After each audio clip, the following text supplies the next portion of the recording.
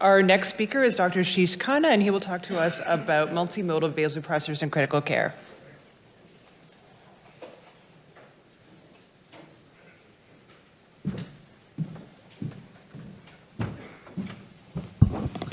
Thank you. Excited to be here at AKI-CRT. It's actually my first time here, and thank you to Dr. Mehta and the organizers. Also excited to learn that Dr. Mehta and I go ways back to the part of the world where we started our medical training. So lots of reasons to be excited, including following Dr. Angus's talk, which I didn't expect I would do when this program pamphlet I saw this morning. Anyway, I'm going to talk about something that's very near and dear to my heart, that's vasopressors, and how we can talk about the slightly disruptive thought process of doing vasopressors as multimodal broad-spectrum therapy. These are some of my affiliations and relevant disclosures. So I'm going to start with a very simple slide. We know all of this. We try and fix hypotension in the ICU. We follow the general paradigm of giving fluids and can't reach a MAP of 65, then we either decrease the capacity of the tank with a vasopressor or we increase the pump speed with an inotrope, or increase contractility. Laura Evans and colleagues' last version of the Surviving Sepsis campaign, they again go over this algorithm. And we know this, we know norepinephrine to start, can't get to a blood pressure, MAP 65, and then add vasopressin or add epinephrine or dobutamine if you're struggling with contractility. Well, that's common knowledge. What is also common knowledge is that a MAP of 65 is, we're very worried about that magic number of 65, lots and lots of data out there to support that. If patients spend more time under a MAP of 65, here is an example of a data set that we published in Intensive Care Medicine almost 6 years ago. We saw that for every time-weighted average increase in MAP, time spent under a MAP of 65, there was a significantly increased probability of acute kidney injury and or myocardial injury. Again, these are no surprises. We know all of this. So as I get into the meat of the discussion around early multimodal vasopressor therapy, I also want you all to register the concept of norepinephrine equivalence. We've recently published this data that has actually combined all sorts of vasoregulatory drugs that we use in different parts of the country, different parts of the world, and we wanted to give ourselves this concept of norepinephrine equivalence to really think about vasopressor burden as a concept, not just think about vasopressors independently, but vasopressors combined together. Going back to the catecholamine issue, norepinephrine has been with us, almost for 7 or 8 decades now. Earliest papers came out in the early 1950s. We've relied on norepinephrine quite a lot. We've talked about just giving more and more norepinephrine, just be okay as long as we see the MAP of 65, we're happy, just keep increasing that norepinephrine. At least retrospectively, data has shown that we go to very high catecholamine monotherapy in terms of an absolute dose, then outcomes appear to be really, really poor. And yes, most of this is retrospective data. There's lots of confounding here. Patients obviously who need more catecholamines are the ones who are sicker, they're likely to die, but the signal seems really strong at about 1 microgram per kilo per minute of norepinephrine dosages or exclusive catecholamine usage. Now, what else? Well, the amount of vasopressor your patient receives after first getting admitted to the ICU appears to be a predictor of poor outcomes.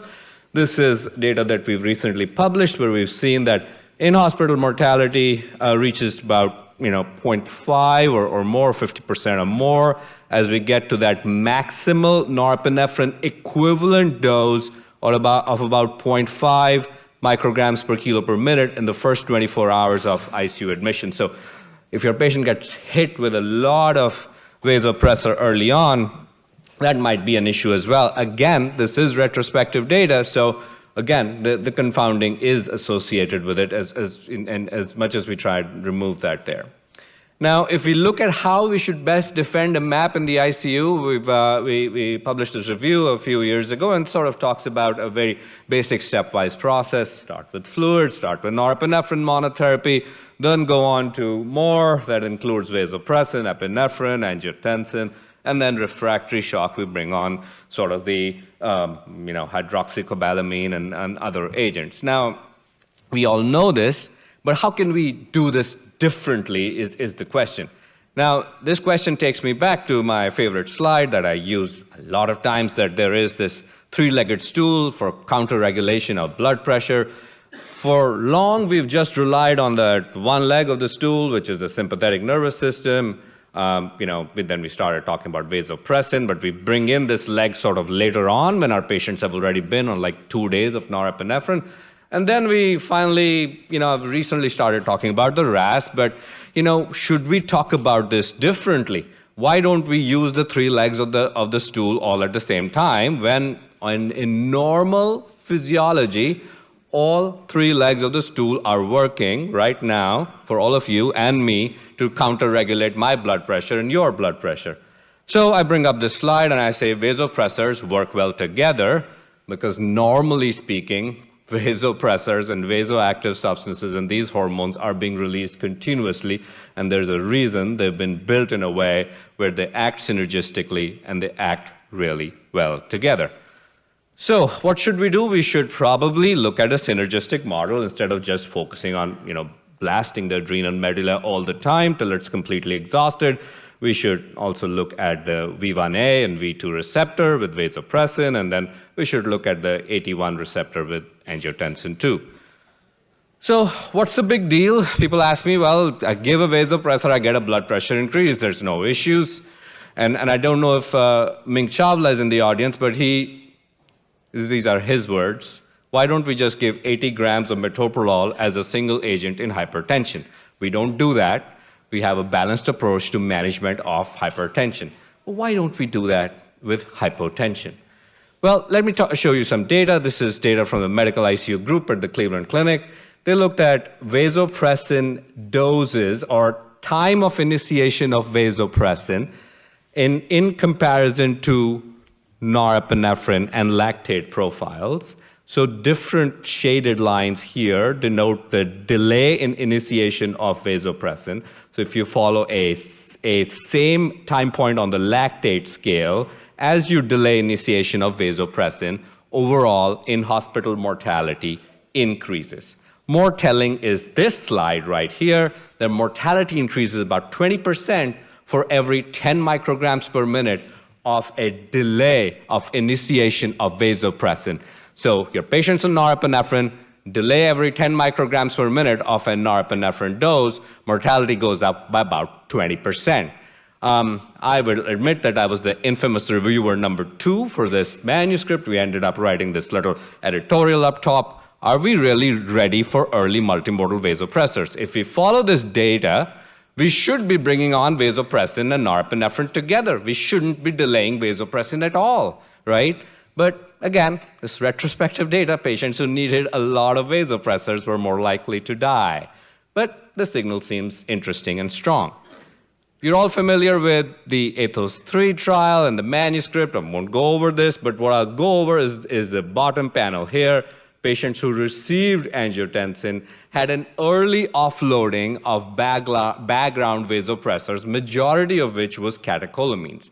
The other important point is the point of randomization for giving angiotensin versus continuing with placebo that included standard of care was a norepinephrine equivalent dose of 0.2 micrograms per kilo per minute. Not all patients got randomized at exactly that point. Some were already very sick. Some were already at about 0.5 micrograms per kilo per minute when they actually received angiotensin or continuation of placebo. And this is the separation difference. On the left side is the panel that shows patients who got randomized and received angiotensin at less than 0.25 micrograms per kilo per minute of that norepinephrine equivalent dose. On the right side is a panel who got delayed initiation of angiotensin 2 versus placebo. The survival benefit for the early initiators of angiotensin II is obvious on the left side panel. So again, early vasopressor and multimodal vasopressor. I've shown you two examples. This is Patrick Wierzewski's work from the Mayo Clinic. Looked at, it's a prospective study, looks at angiotensin II and outcomes. In the red is patients who were responders to Ang2, so they had a mean arterial pressure response. They had a drop in background vasopressors. Importantly, there was a survival benefit. So patients who had a response in blood pressure to Ang2 and a drop here in background vasopressors had a survival benefit. Now, all of these patients were already on vasopressin and had a normal lactate. So it is the joint effort here, again, of a combined vasopressor therapy that seems to benefit. And this is my ongoing work, but I really want you all to focus on the right side panel here. The average vasopressor rate of increase and the lowest mean blood pressure for about 2 hours in a critically ill patient in the ICU. If your patient is vasopressor compliant, which means you start a vasopressor and you start seeing an increase in blood pressure right away without having to increase vasopressor dose too much, right here, right? That patient is the patient who's in the sweet spot of that vasopressor blood pressure response. You need to continue that vasopressor. If your patient is not responding, then you're in trouble. And that's what we need to think about this as Marlies and Lakshmi Chawla present here. Is MAP response a response or test of sensitivity? When we do multimodal vasopressor therapy, and this is ATHOS-3 data again, patients who had a MAP response in ATHOS-3, right here in the blue line here, compared to the non-responders, it's a huge difference in survival probability. So start multimodal vasopressor, see a blood pressure response, keep going. Don't see a blood pressure response, taper them off quickly. And they talk about not just the ATHOS-3 trial here, they talk about data from vasopressin as well. Big difference in hospital mortality for vasopressin responders versus non-responders. So the test to vasopressor sensitivity is really, really important. This is what we are doing in our post-cardiac surgery ICU currently with angiotensin II, for example. We bring it on at a norepinephrine equivalent dose of anywhere between 0.1 to 0.15 micrograms per kilo per minute, which is still relatively early. I could push this back even more, but that's where we want to go someday, is to bring them on really early.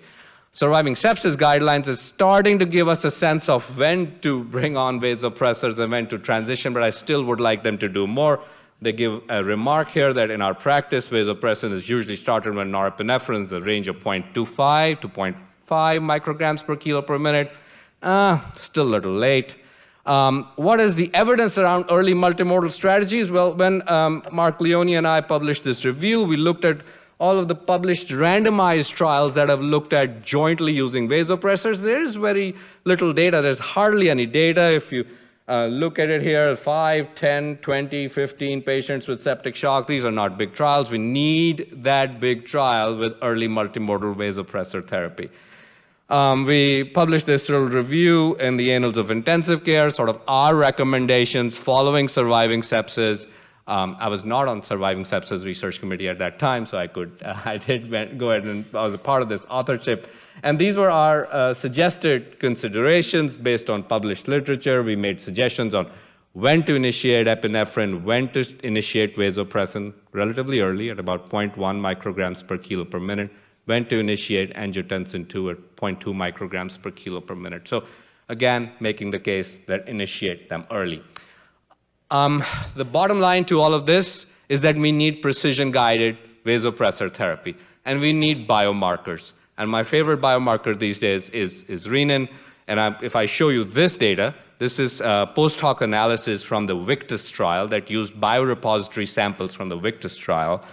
Patients in septic shock, you see on the left, is increasing quartiles of renin.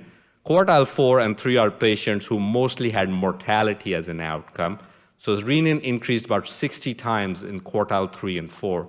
There was no downstream angiotensin response if you look at corresponding quartiles 3 and 4 of angiotensin. What vasopressor would you use if you had a bedside biomarker that told you your patient had super high renin when your patient first came to the ICU with septic shock? Would you not use early multimodal vasopressor therapy or do things differently?